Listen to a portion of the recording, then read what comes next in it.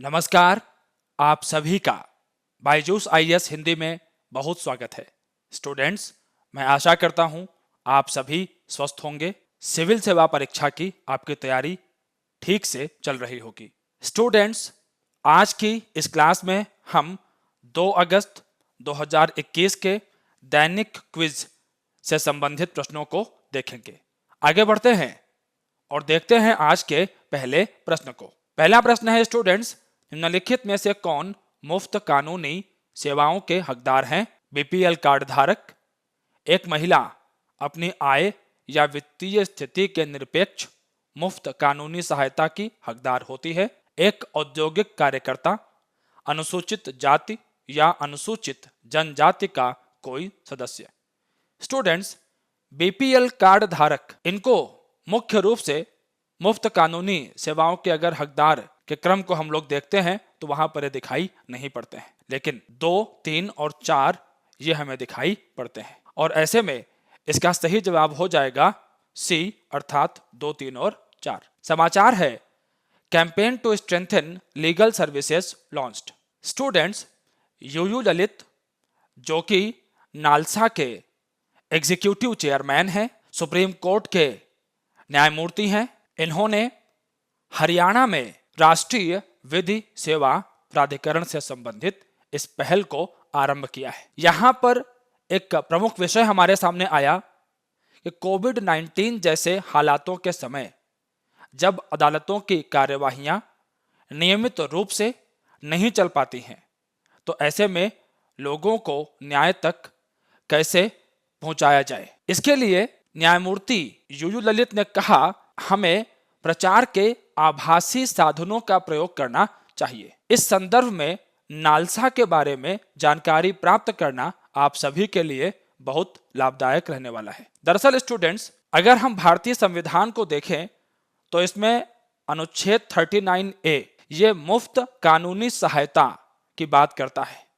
समाज के वंचित वर्गों के लिए, कमजोर वर्गों के लिए, गरीबों के लिए, और इसका संबंध मूल अधिकार के अंतर्गत अनुच्छेद 14 और अनुच्छेद 22(1) के साथ में भी है, जो कि कानून के समक्ष समानता की बात करता है। अब जो प्रमुख वर्ग इसमें शामिल हैं जिनको मुफ्त कानूनी सहायता मिलनी चाहिए, इसमें हम लोग देखते हैं पीपल विद डिसेबिलिटी, दिव्यांगता से प्रभावित लोग, महिलाएं और बच्चे, people who are members of SC and ST communities, अनुसूचित जाति और जनजाति समुदायों से संबंधित लोग, विक्टिम्स ऑफ पॉवर्टी, बेगर्स, भिखारी या ऐसे लोग जो कि मानव व्यापार के शिकार हुए हैं, इसके अलावा औद्योगिक श्रमिक, पीपल अंडर कस्टडी, ऐसे लोग जो किसी प्रकार की कस्टडी में रखे गए हैं और वो स्वयं के लिए कानूनी सहायता का प्रबंधन नहीं कर सकते हैं। आगे देखते हैं, people who are victims of natural disasters, प्राकृतिक आपदा, जातिगत हिंसा आदि से प्रभावित लोग।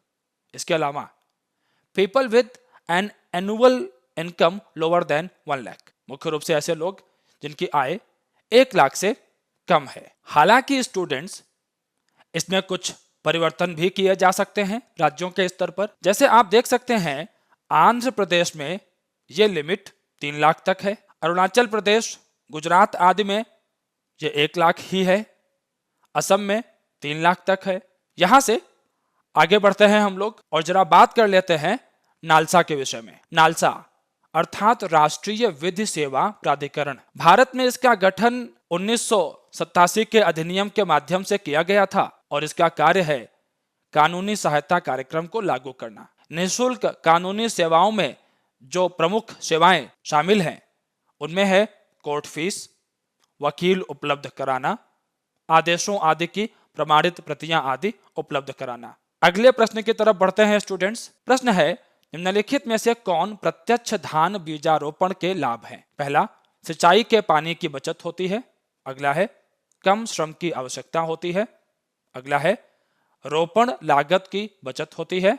नेक्स्ट है, ऊर्जा की बचत होती है। अगर यहां पर हम इन सबको देखें तो इसका जवाब है डी। संबंधित समाचार को देखते हैं और जरा इस बात को भी देखते हैं, प्रत्यक्ष धान बीजारोपण ये चीज है क्या? स्टूडेंट्स, समाचार है, Punjab paddy farmers taking a new technique. दरअसल 2020 में जब लॉकडाउन लगा तो ऐसे में बहुत सारे श्रमिक अपने गांवों की तरफ चले गए। पंजाब हरियाणा जहां चावल का उत्पादन काफी अधिक होता है, वहां के जो बड़े किसान थे उन्हें श्रमिकों की कमी की समस्या से जूझना पड़ा। ऐसे में 2020 में कुछ नए प्रयोग किए गए पंजाब एग्रीकल्चरल यूनिवर्सिटी के माध्यम से, और ये जो नए प्रयोग थे ये संबंधित थे प्रत्यक्ष बीजारोपण से। आगे बढ़ने के पहले आप इस बात को समझ लें कि श्रमिकों की आवश्यकता कहां पर लगती है। पारंपरिक रोपण की जो तकनीक होती है, जिसमें धान के पौधे को पहले एक नर्सरी में बड़ा किया जाता है, उसके बाद में फिर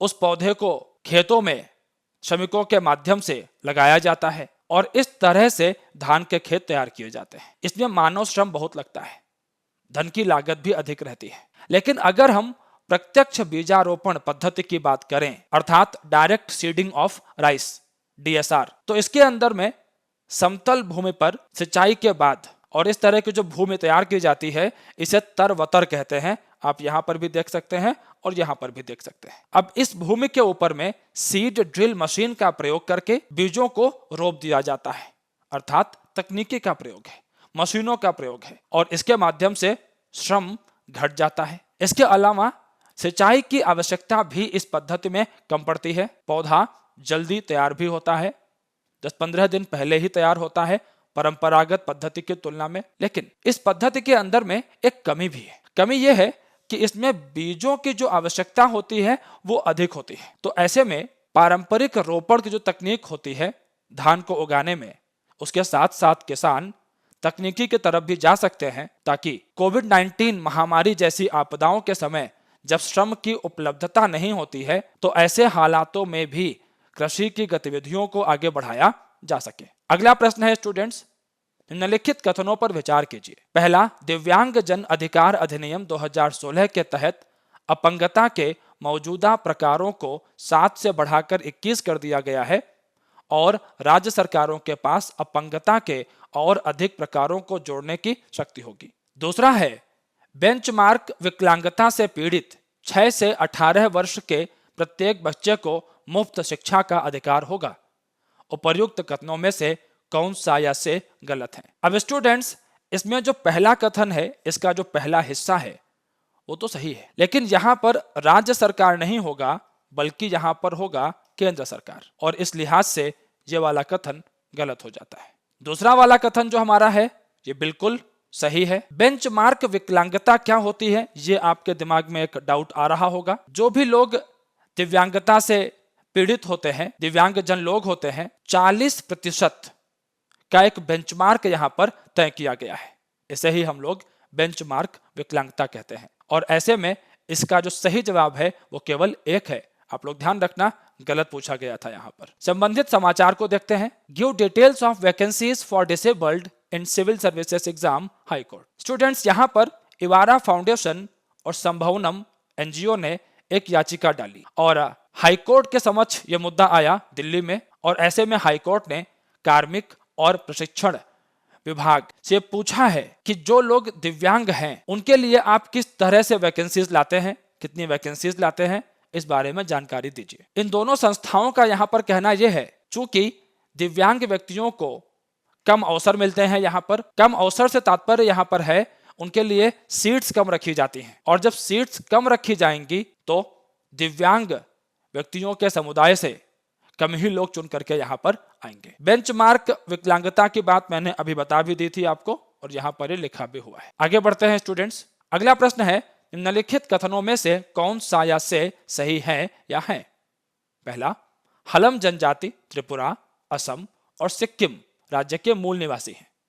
लोंगई नदी भारत और म्यांमार में एक सीमा पारिक नदी है। इसमें त्रिपुरा और असम तो ठीक है, लेकिन यहां पर सिक्किम की जगह पर होगा मिजोरम, और भारत और म्यांमार ना होकर के यहां पर सही जवाब होगा बांग्लादेश। ऐसे में हमसे सही कथन पूछा गया था और ये दोनों ही गलत हो जाते हैं, तो डी इसका सही जवाब है। समाचार देखते हैं। ओवर 700 हलम पीपल रिटर्न टू त्रिपुरा। आप यहां पर देख सकते हैं कि जनजाति के लोग त्रिपुरा, असम और मिजोरम में मुख्य रूप से निवास करते हैं। उत्तरी त्रिपुरा का क्षेत्र ऐसा है कि यहाँ पर ब्रू और रियांग जाति के लोग भी रहते हैं। अपने पिछली चर्चाओं के अंदर में ब्रू और रियांग जनजाति के बारे में काफी बातें हुई हैं, लेकिन यहाँ पर मैं आप लोगों का ध्यान मुख्य रूप से आकर्षित करना चाहूंगा इस विषय पर कि ब्रू या रियांग जनजाति के लोग ये मूल रूप से मिजोरम के निवासी हैं, लेकिन वहां पर जनजातीय संघर्ष के चलते इनमें से बहुत से लोग त्रिपुरा में रह रहे हैं। अब जिन क्षेत्रों में ब्रू या रियांग जाति के लोग रह रहे हैं, उन्हीं के आसपास के क्षेत्रों में हलम जनजाति के लोग भी रहते हैं। अभी कुछ दिनों पहले ही यहाँ पर इन दोनों जनजातियों के लोग, इसके अलावा कुछ स्थानीय लोगों के बीच तनाव पैदा हो गया और इसकी वजह से लगभग 700 के आसपास हलम जनजाति के लोगों ने उत्तरी त्रिपुरा के क्षेत्रों से निकल करके असम के करीमगंज में जाकर शरण ली। अब यहाँ पर लोंगई नदी पड़ती है, जो कि मुख्य रूप से भारत और बांग्लादेश के मध्य में है।